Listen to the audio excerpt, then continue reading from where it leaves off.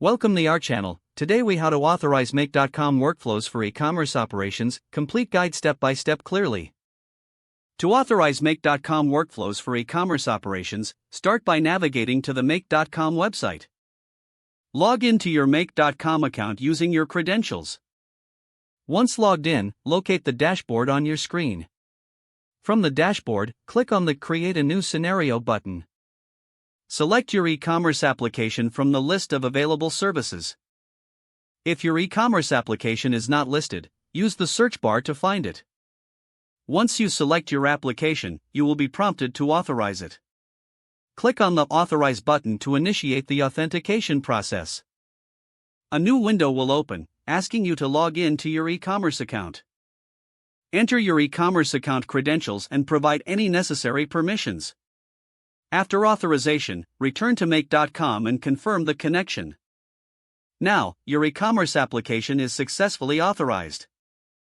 Next, configure your desired workflow by adding the necessary modules.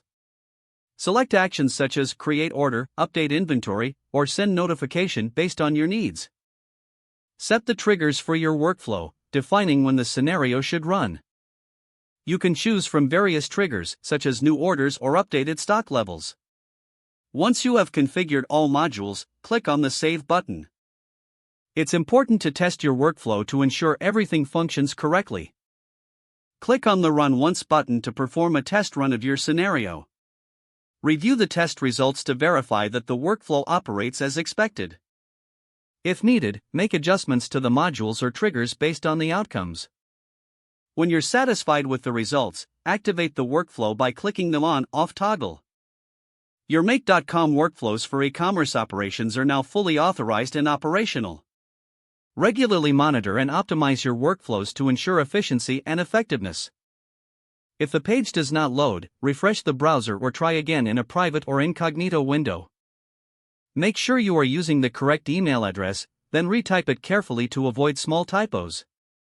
If your password is not accepted, use the reset option and create a new strong password you can remember. Check your spam folder for verification or security emails, then complete any requested confirmation steps. Don't forget to like this video and subscribe to our channel for more step-by-step tech guides.